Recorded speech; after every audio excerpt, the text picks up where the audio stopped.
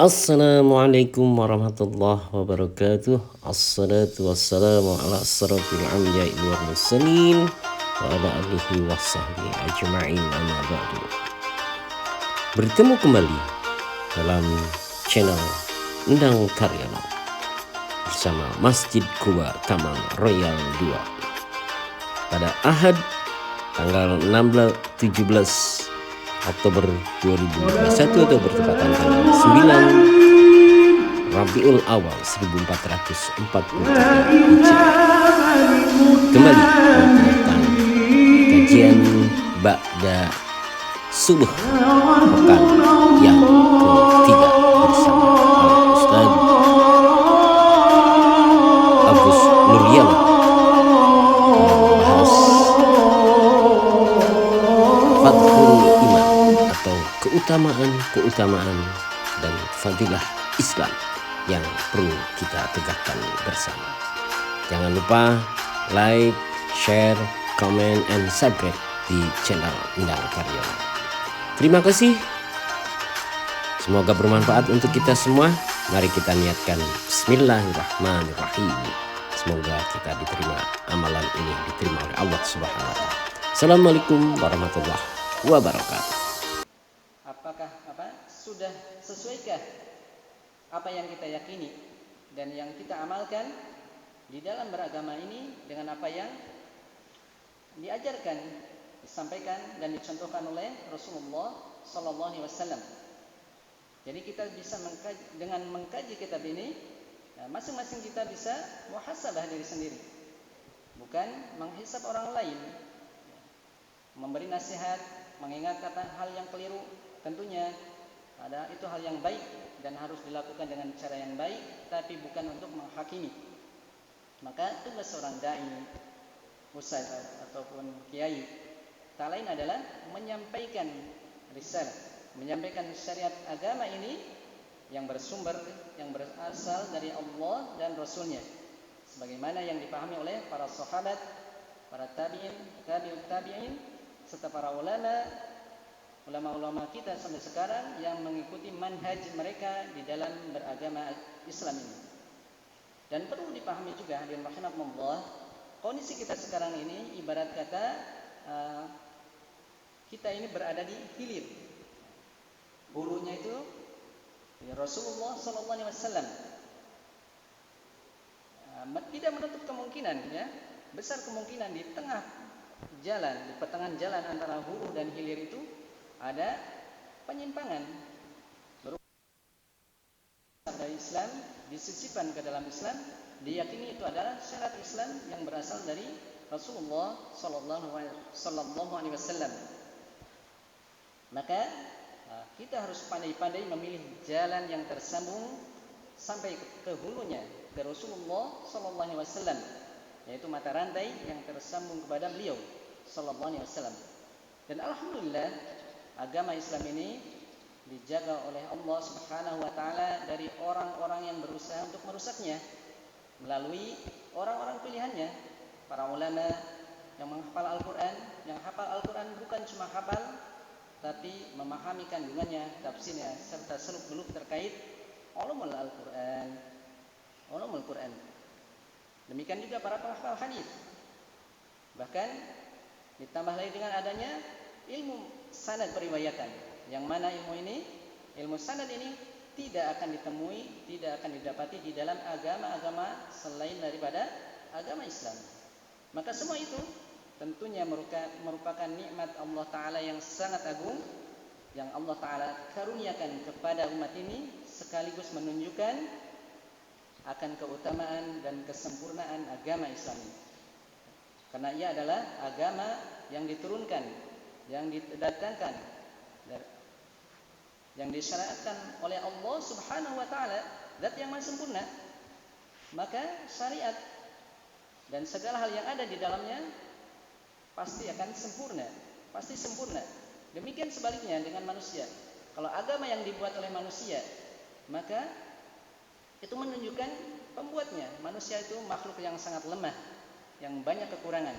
Maka agama yang dibuat oleh manusia pasti ajarannya ataupun syariatnya sangat lemah banyak bahkan penuh dengan kekurangan. Ala kulli hal. Kemudian salawat dan salam semoga senantiasa tercurah limpahkan kepada Nabi kita Nabi Muhammad sallallahu alaihi wasallam, pada keluarganya, para sahabatnya dan segenap umatnya, dan mudah-mudahan kita semua termasuk di dalamnya. Amin ya rabbal alamin. Ma'asyiral muslimin rahimakumullah, di pertemuan yang telah lalu, di pertemuan sebelumnya kita telah masuk di bab wujubi dukhuli fil Islam, bab wajibnya masuk ke dalam Islam, dan kita telah membahas 3 ayat sebelumnya yang dibawakan oleh penulis yang menjadi syahid ataupun dalil akan wajibnya masuk ke dalam Islam. Dan berikutnya kita akan membacakan beberapa hadis yang dibawakan oleh penulis di dalam pembahasan ini. Hadis yang pertama yang dibawakan oleh mu'allif rahimahullah taala adalah qala al-mu'allif rahimahullah taala bismillahirrahmanirrahim wa an Aisyah radhiyallahu anha anna Rasulullah sallallahu alaihi wasallam qala man ahdatha fi amrina hadha ma laysa minhu fa huwa raddun, akhrajahu. Hadis dari Bunda Aisyah, semoga Allah taala meridai beliau, bahwasanya Rasulullah sallallahu alaihi wasallam pernah bersabda, barang siapa yang mengada-ngadakan membuat-buat suatu amalan dalam perkara agama kami yang bukan darinya, yang bukan termasuk darinya, fahuwa raddun, maka amalan tersebut tertolak, yakni tidak diterima oleh Allah Subhanahu wa taala. Hadis ini diriwayatkan oleh Al-Imam Bukhari dan Al-Imam Muslim. Wa fil lafdin, di lafaz lain, ini di hadis yang diriwayatkan Imam Muslim, Nabi sallallahu alaihi wasallam bersabda, man amila amalan laisa alaihi amruna fa huwa raddun. Barang siapa yang melakukan suatu amalan, amalan yang masyru', maksudnya yang disyariatkan dalam agama ini, laisa alaihi amruna, yang bukan berasal dari agama kami, fa huwa raddun, maka amalan tersebut tertolak. Kedua hadis ini sepintas maknanya sama, tapi sejatinya berbeda. Apa perbedaannya? Kalau yang pertama, man ahdatsa fi amrina, barang siapa yang membuat-buat, berarti ini terkait dengan pencetusnya, yang membuat-buat suatu amalan dalam agama ini, ya. Meskipun dia mungkin tidak melakukannya, cuma menganjurkannya begini dan begitu, tapi tidak ada dasarnya, tidak ada perintah dari Allah dan Rasulnya, tidak pula dari ijtihad para ulama yang mu'tabar, semisal imam yang 4.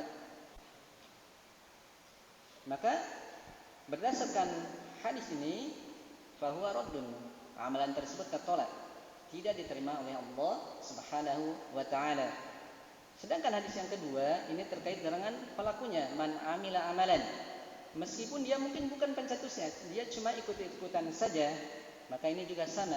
Berdasarkan hadis ini, fahuwa raddun, amalan tersebut tertolak, tidak diterima. Demikian kata Nabi sallallahu alaihi wasallam. Jadi yang mengatakan ini Nabi sallallahu alaihi wasallam, as-shadiqul masduq, orang yang benar dan dibenarkan oleh Allah Subhanahu wa taala.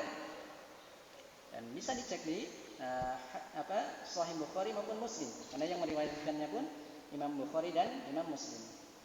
Maka faidah dari kedua hadis ini terkait dengan kewajiban masuk Islam adalah yang pertama, ad-dukhulu fil Islam yakunu bimutaba'atin Nabi sallallahu alaihi wasallam wa tarkil bid'ah. Masuk ke dalam Islam itu adalah dengan cara mengikuti tuntunan Nabi sallallahu alaihi wasallam dan meninggalkan apa-apa yang bukan berasal dari tuntunan Nabi sallallahu alaihi wasallam. Itu faidah ataupun mutiara ilmu yang bisa kita ambil dari kedua hadis ini. Yang kedua, fihi, yani di dalam hadis ini terdapat faidah ahadu syaratai qabulil amal. Salah satu syarat diterimanya amal, yaitu apa? Mutaba'ah, mengikuti tuntunan Nabi sallallahu alaihi wasallam. Sedangkan syarat yang lain yang merupakan syarat diterimanya amalan adalah ikhlas, al-ikhlas. Murni karena Allah Ta'ala semata, tidak karena tendensi yang lainnya. Jadi syarat diterimanya amal kata Nabi sallallahu alaihi wasallam,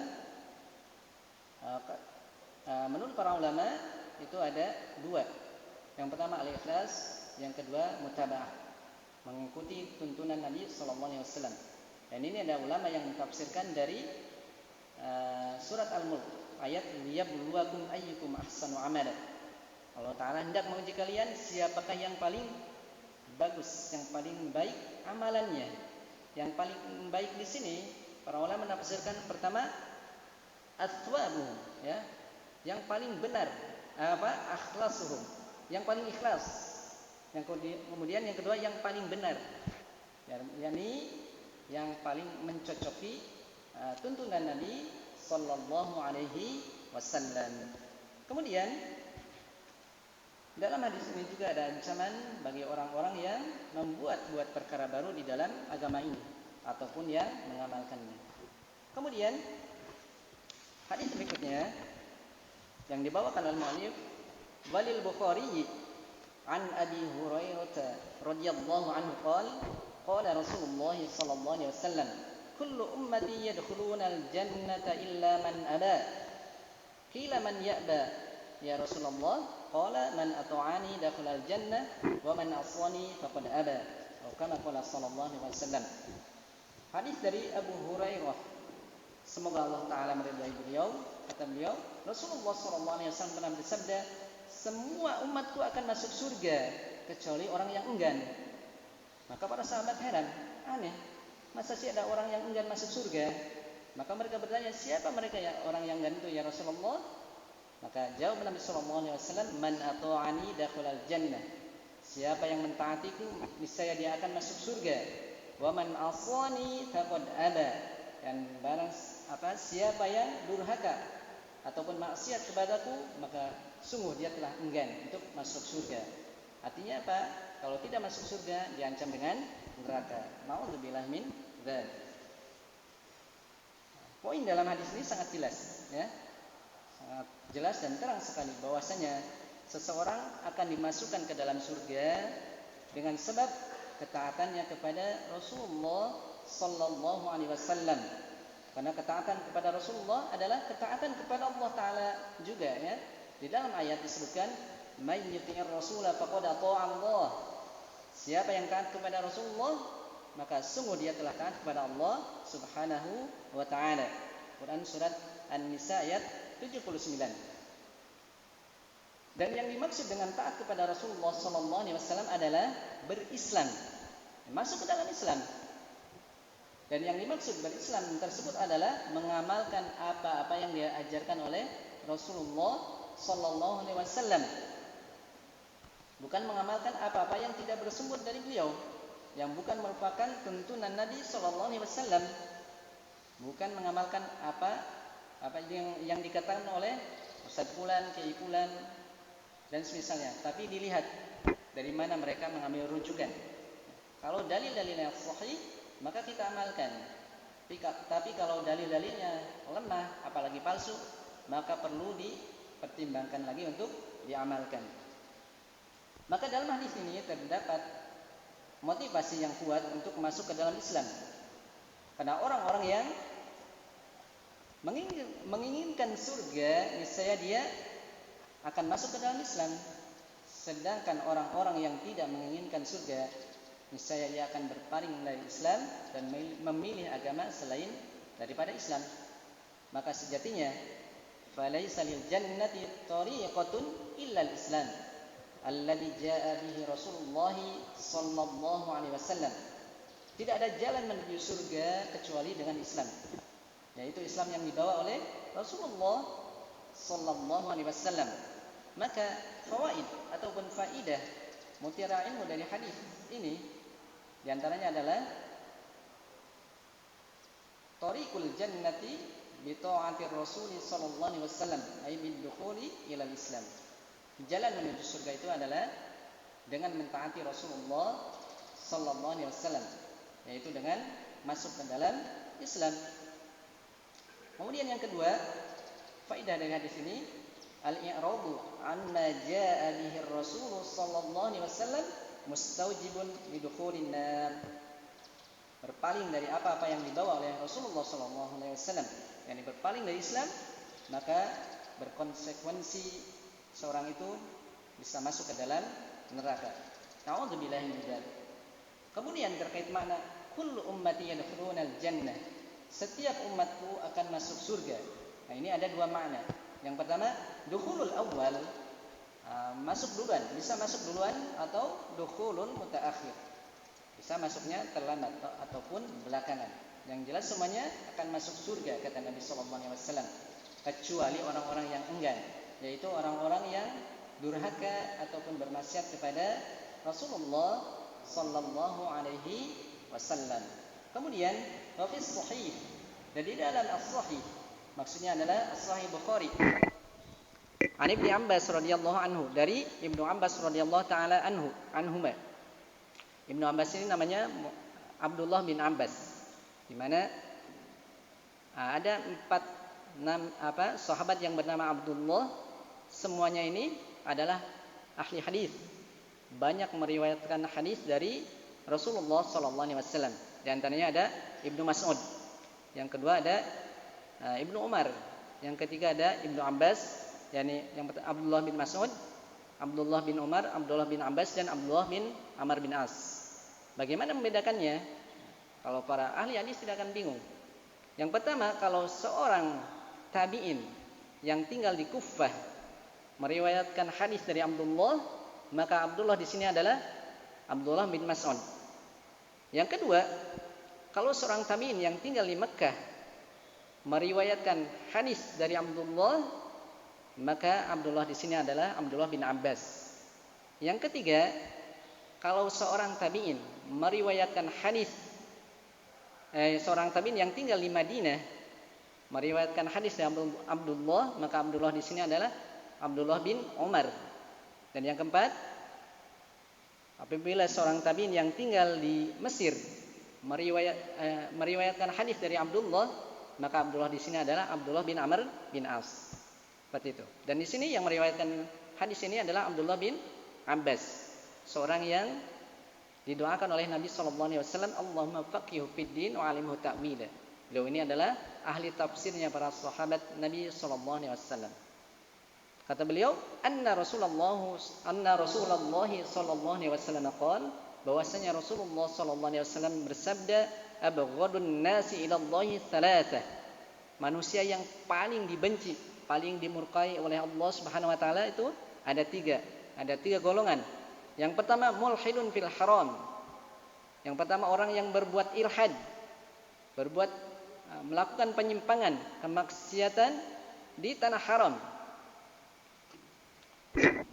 Jadi kalau ada orang yang berbuat dosa di tanah haram, dosanya dilipat gandakan dan Allah murka, sangat benci kepada orang tersebut. Yang kedua, wa mubtagin fil islami sunnatal jahiliyah. Orang yang mencari-cari cara di dalam Islam untuk apa? Menghidupkan sunnah-sunnah jahiliyah. Jadi jahiliyah juga ada sunnahnya ya. Seperti apa? Nanti ada pembahasannya. Kemudian wa muttalibu dami mri'in bi ghairi haqqin liyuhriqa damahu. Orang yang menuntut darah seorang muslim yang tidak ada hak, yakni untuk menumpahkan darahnya. Orang yang menuntut darah seorang muslim tanpa alasan yang benar untuk menumpahkan darahnya. Jadi poin yang pertama terkait orang yang sangat dimurkai oleh Allah Ta'ala adalah orang yang melakukan kemaksiatan di tanah haram, yakni Mekah. Dan sejatinya kemaksiatan itu dimanapun, kapanpun itu dilarang, diharamkan. Namun kalau ilhad ataupun penyimpangan, kemaksiatan tersebut dilakukan di tanah haram, maka hukumannya itu lebih berat. Karena ia adalah tanah haramnya Allah, yang Allah Ta'ala perintahkan untuk dimuliakan, agar manusia yang ada di dalamnya merasa aman, dan agar orang tidak dilanggar kehormatannya. Bahkan burung dan hewan buruan pun yang ada di dalamnya itu tidak boleh dibunuh. Demikian juga rumputnya yang hijau di sana, ya, tidak boleh dipotong. Pohonnya pun tidak boleh ditebang. Maka apalagi dengan menumpahkan darah seseorang, menumpahkan darah manusia dan melanggar kehormatan mereka, tentunya perkaranya akan lebih berat lagi. Maka Allah Ta'ala sangat murka kepada pelaku tersebut, ya. Dan tanah haram itu adalah daerah yang berada di batas-batas yang mengelilingi Makkah dari segala sisinya. Dan perlu diketahui bahwasanya dahulu kanan nasu fil jahiliyah, dahulu manusia di masa jahiliyah, hum ahlu syar'i wa ahlu qital wa ghuratin wa nahabin wa salbin. Mereka itu adalah ahlu syar'i, ahli keburukan, ya, suka berbuat buruk. Para pelaku keburukan, pelaku peperangan, perampokan, pembunuhan dan lain-lain. Akan tetapi kanu idza dakhulul harama aminu. Akan tapi apabila mereka masuk ke tanah haram, maka mereka aman. Sampai-sampai disebutkan hatta inna ahadahum, seandainya salah seorang di antara mereka itu bertemu dengan seorang yang pernah membunuh bapaknya, maka ia tidak berani melakukan apa-apa sampai orang tersebut keluar dari tanah haram, tidak berani membalasnya sampai pembunuhnya tersebut keluar dari tanah haram, ya. Padahal mereka itu adalah orang-orang jahiliyah, tapi mereka sangat memuliakan tanah haram, tidak berani melakukan kezaliman di tanah haram. Lalu bagaimana dengan orang-orang muslim, ya? Tentunya lebih utama lagi untuk tidak berbuat maksiat, berbuat kezaliman di dalamnya, yakni di tanah haram tersebut. Maka apabila ada seorang muslim yang melakukan kemaksiatan ataupun kezaliman di tanah haram tersebut, niscaya Allah Ta'ala akan sangat murka kepadanya. Dan yang paling besar perkaranya adalah ketika seorang berbuat kesyirikan di tanah haram tersebut, dosanya lebih besar lagi. Kemudian poin yang kedua, terkait orang yang mencari-cari cara untuk menghidupkan dan menebarkan sunnahnya jahiliyah, menjadikannya sebagai bagian dari ajaran Islam ini, maka orang tersebut termasuk orang yang sangat dibenci oleh Allah Subhanahu wa Ta'ala. Apa itu sunnah jahiliyah? Yaitu kebiasaan umat sebelum kita, kebiasaan umat-umat sebelum kita. Apa kebiasaan mereka? Di antaranya apa? Kebiasaan ahli kitab. Mereka adalah di antara umat terdahulu, kebiasaannya mereka berbuat syirik, ya, kemusyrikan, menyembah berhala dan semisalnya. Kalau ahli kitab, kebiasaan mereka merubah agama ini, merubah kitab suci mereka, ya. Sebutkan dalam ayat fawailul lilladzina yaktubuna alkitaba biaidihim thumma yaquluna hadza min 'indillah. Al-ayah. Maka celakalah orang-orang ahli kitab yang mereka menulis kitab dengan tangan mereka. Kemudian mereka mengatakan sesungguhnya ini berasal dari Allah Subhanahu wa Ta'ala. Itu diantara sunnah jahiliyah. Dan banyak lagi. Seperti misalkan apa? Bangga dengan nasab, keturunan. Merasa bangga dengan apa? Suku, kabilah ataupun yang lainnya. Ini termasuk sunnah jahiliyah juga. Kemudian poin yang ketiga, terkait penuntut darah seorang muslim tanpa alasan yang benar untuk menumpahkan darahnya. Ini adalah kejahatan ketiga yang pelakunya sangat dibenci oleh Allah Subhanahu wa Ta'ala, yaitu kejahatan kriminal terhadap orang-orang yang tidak bersalah. Allah Ta'ala berfirman, wa man yaqtul mu'minan muta'ammidan fajaza'uhu jahannam khalidan fiha wa ghadiballahu alaihi wa la'anahu wa a'adda lahu 'adzaban 'azima. Kata Allah Ta'ala, barang siapa yang membunuh seorang mukmin dengan sengaja, maka balasannya adalah neraka jahanam. Ia kekal di dalamnya. Allah Ta'ala murka kepadanya dan melaknatnya serta menyiapkan azab yang sangat besar baginya. Surat An-Nisa ayat 93. Bahkan sejatinya jangankan membunuh seorang muslim yang tidak bersalah, membunuh seorang kafir muahad saja, yaitu kafir yang memiliki perjanjian damai dengan kaum muslimin, itu dilarang. Syariat melarangnya. haram hukumnya. Kata Nabi sallallahu alaihi wasallam, "Man qatala mu'ahadan lam yarah raihatal jannah." Atau kama qala sallallahu alaihi wasallam. Siapa yang membunuh seorang kafir mu'ahad yang memiliki perjanjian damai, maka ia tidak akan mencium aroma surga. Atau kama qala sallallahu alaihi wasallam. Hadis riwayat Imam Bukhari. Padahal bau wanginya surga itu bisa tercium dari jarak sekian tahun. Nah, ini mencium bau surganya saja tidak akan, apalagi masuk ke dalam surga, kan gitu. Nah, ini bagi orang yang membunuh orang kafir mu'ahad. Lalu bagaimana dengan dosanya orang-orang yang membunuh orang muslim yang tidak bersalah? Tentunya perkaranya sangat besar sekali. Dan di sisi Allah, meninggalnya seorang muslim itu lebih berat perkaranya dibandingkan hancurnya dunia ini. Itu yang muslim secara umum. Lalu bagaimana dengan yang meninggalnya itu adalah seorang ulama, seorang alim? Tentu adalah musibah besar bagi umat Islam ini. Baik. Maka faidah dari hadis ini diantaranya adalah adz-dzunubu tafawut. Bahwasanya dosa itu bertingkat-tingkat.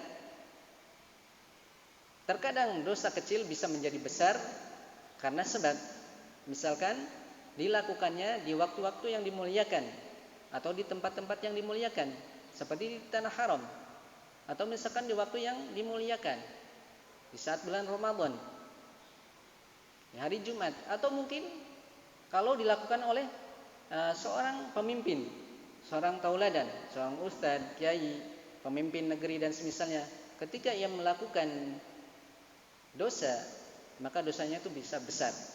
Bisa, meskipun dosa kecil, tapi bisa menjadi besar karena sebab-sebab tersebut. Kemudian yang kedua, faidah dari hadis ini, itsmul ilhad fil haram.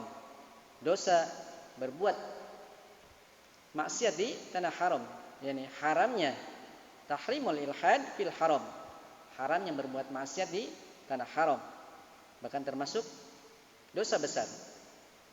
Yang kedua, itsmu man kharaja 'anil Islam bi ibtigha'i sunnatil jahiliyah.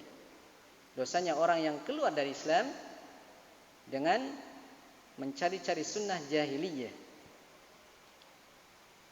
Dan faedah berikutnya adalah tahrimu iraqati dami bi ghairi haqqin. Haramnya menumpahkan darah tanpa alasan yang benar. Kalau menegakkan qisas tidak masalah, itu alasannya benar. Dan yang menegakkannya pun hakim, ya. Seperti itu. Kemudian di sini ada faedah terkait sunnah jahiliyah. Syekhul Islam rahimahullah taala mengatakan, qauluhu sunnatul jahiliyah, yang dimaksud dengan sunnah jahiliyah itu yandariju fiha kullu jahiliyatin mutlaqatin aw muqayyadah, ay fi syakhsin duna syakhsin, kitabiyatin aw wataniyah aw ghairihima min kulli mukhalifin lima jaa bihil mursalun. Kata Syekhul Islam rahimahullah taala, yang dimaksud dengan perkataan Nabi sallallahu alaihi wasallam sunnah jahiliyah ini adalah ini mencakup semua amalan jahiliyah, baik secara mutlak, secara umum ataupun secara muqayyad, tertentu. Mutlak itu adalah keumuman, ya, keumuman semua perbuatan jahil, perbuatan jahiliyah. Sedangkan muqayyad itu terkait dengan sesuatu, terikat dengan sesuatu, terikat dengan perbuatan ahli kitab misalkan, yaitu mencakup semua orang, ya, baik ahli kitab, awataniyah. Wasaniyah itu para penyembah berhala, man ya'budul wasan, au ghairihima, atau selain keduanya, selain kedua kelompok tersebut, berupa semua atau setiap perkara yang menyelisihi tuntunan dari atau yang dibawa oleh Rasulullah sallallahu alaihi wasallam.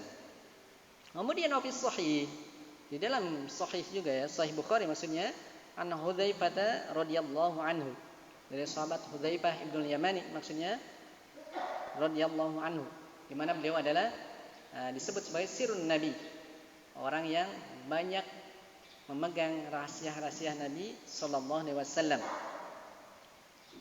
Kata beliau,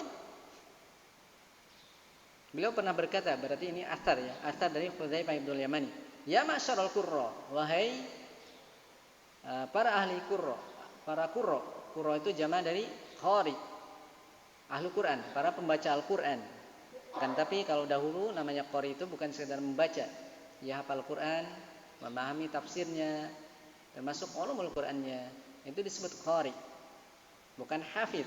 Kalau al-hafidh itu orang yang ahli hadis, ya, ahli hadis, hafal hadis dan ahli di dalamnya, baru al-hafidh. Seperti Al-Hafidh Ibnu Hajar Al-Asqalani. Ketika disebutkan Al-Hafidh tidak disebutkan nama, maka yang dimaksud adalah Al-Hafidh Ibnu Hajar Al-Asqalani. Adapun kalau disebut namanya berarti orang tertentu, seperti Al-Hafidh Ibnu Katsir, ya, dan seterusnya. Maka qurra di sini ahli Quran. Ya ma'syarul qurra, kata Hudzaifah bin Yamani, wahai para ahli Quran, istaqimu, istiqomahlah kalian. Berjalanlah di atas jalan yang lurus. Istiqomah itu tidak tengok kiri, tidak tengok kanan. Lurus di atas jalan yang lurus.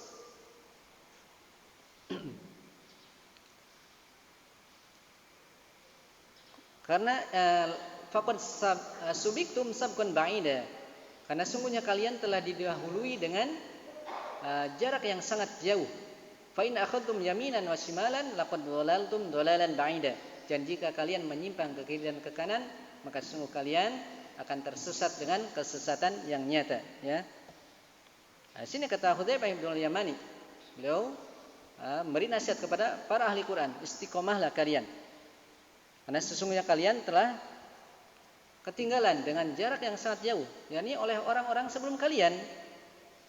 Orang-orang yang berjalan di atas jalan yang lurus. Maka kalau kalian sudah ketinggalan jauh, maka ikutilah jalan tersebut, ya. Ketika kita mengikuti dengan jarak yang dekat saja, ya. Misalkan kita mengikuti motor teman kita, jaraknya dekat, tapi kita mampir-mampir dulu. Misalkan ke ngisi bensin dulu, mampir dulu ke misalkan warteg, kita bisa ketinggalan dengan jarak yang sangat jauh. Sementara teman kita berjalan terus, tidak berhenti, kan, lurus jalan. Itu secara akalnya seperti itu, ya. Demikian kita sudah ketinggalan jauh oleh orang-orang sebelum kita.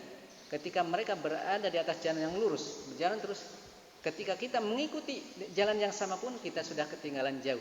Lalu bagaimana kalau kita tidak istiqomah di atas jalan yang lurus, di atas Islam ini, kita menyimpang ke kiri dan ke kanan, tentu kita akan tersesat dengan kesesatan yang sangat jauh. Baik.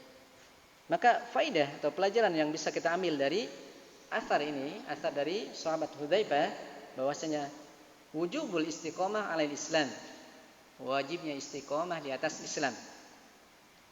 Yang kedua, as-sabqu yakunu bil istiqomah. Keunggulan itu bisa diraih dengan cara istiqomah. Ya, kita lihat orang-orang yang meskipun ya, anak-anak misalkan yang belajar, kadar kemampuannya biasa saja secara umum, tapi dia istiqomah, bersabar. Bisa nggak bisa datang, dapat nggak dapat hafalan dia datang terus. Akhirnya bisa punya hafalan 5-6 juz dan seterusnya. Tapi meskipun anaknya cerdas, hafalannya cepat, tapi dia kurang sabar, kurang istiqomah, maka bisa tertinggal jauh. Orang lain sudah 5 juz, dia 1 juz pun belum lancar, misalnya seperti itu. Ini pentingnya istiqomah, ya.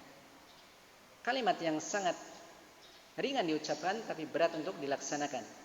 Sebagaimana kata Ibnu Abbas radhiyallahu taala anhuma, kata beliau, tidak ada satu ayat pun yang lebih berat yang diturunkan kepada Nabi sallallahu alaihi wasallam kecuali surat Hud ayat 112 kalau enggak salah.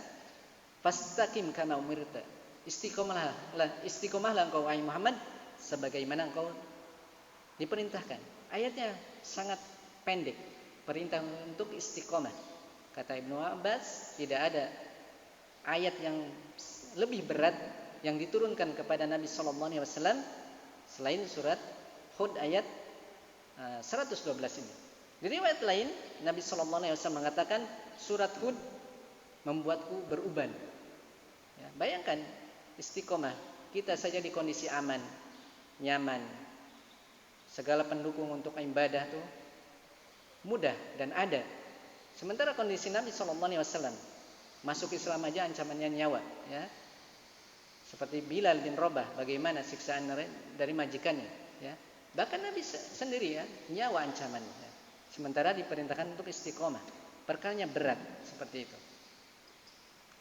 Maka faedah di sini adalah as-sabqu yakunu bil istiqomah. Keunggulan itu bisa diraih dengan istiqomah.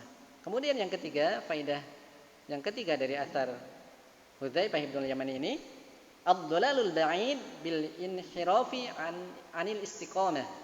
Kesesatan yang jauh itu disebabkan karena berpaling dari istiqomah di atas jalan yang lurus.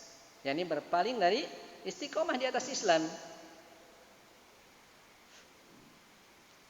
Tidak istiqomahnya seorang di atas keislamannya bisa menyebabkan ia terjerumus dalam kesesatan yang sangat jauh.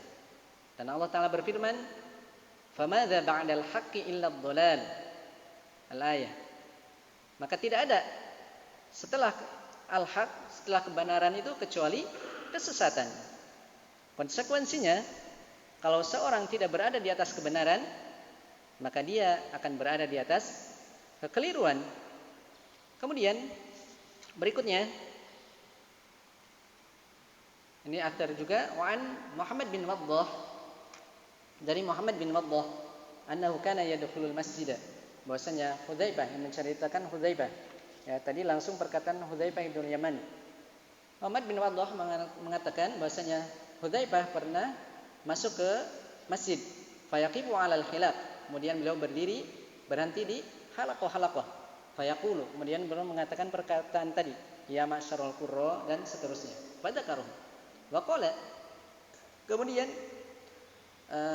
Ibnu Waddah juga mengatakan amba'na Ibnu Uyainah, telah mengabarkan kepada kami Ibnu Uyainah, yakni Sufyan Ibnu Uyainah. Beliau adalah imam Ahlul Makkah di zamannya, imamnya penduduk Makkah di zamannya.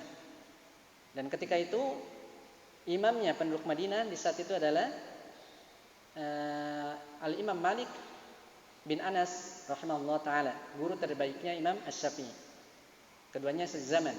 Imam Malik imam di penduduk Madinah, sedangkan Imam Sufyan Ibnu Uyainah imamnya penduduk Makkah ketika itu. Yang mana ada perkataan yang sangat indah yang diucapkan oleh Al-Imam Asy-Syafi'i rahimahullah ta'ala. Kata beliau, laula Sufyan fi Makkah wal Malik fil Madinah la dhahaba ilmu Hijaz. Imam Syafi'i, laula Sufyan fi Makkah wa Malik fil Madinah la dhahaba ilmu Hijaz. Kalau seandainya tidak ada Sufyan Ibnu Uyainah di Makkah dan Imam Malik di Madinah, niscaya ilmunya penduduk Hijaz itu akan hilang. Akan hilanglah ilmu penduduk Hijaz. Maka keduanya adalah rujukan umat di saat itu, ya. Diakui keimamannya oleh semua ulama. Ini menunjukkan keutamaannya Imam Malik dan Sufyan Ibnu Uyainah.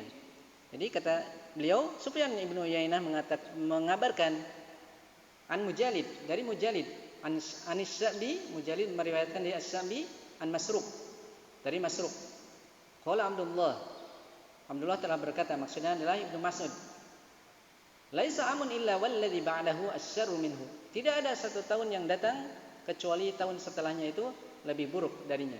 La aqulu, saya tidak mengatakan, maksud saya bukan amun amtar min amin, tahun ini hujan yang lebih baik dari hujan sebelumnya. Wala amun akhsabu min amin, bukan pula yang aku maksud itu tahun sekarang itu lebih subur dari tahun sebelumnya. Wala amirun khairun min amirin, bukan pula yang aku maksud itu pemimpin yang sekarang lebih baik dari pemimpin sebelumnya. Walakin, ya, tapi yang aku maksud adalah dhahabu ulamaikum wa khiyarikum thumma yahdutsu aqwamun yaqisuna al-umura bi araihim fayuhdamul islam wa yansalim.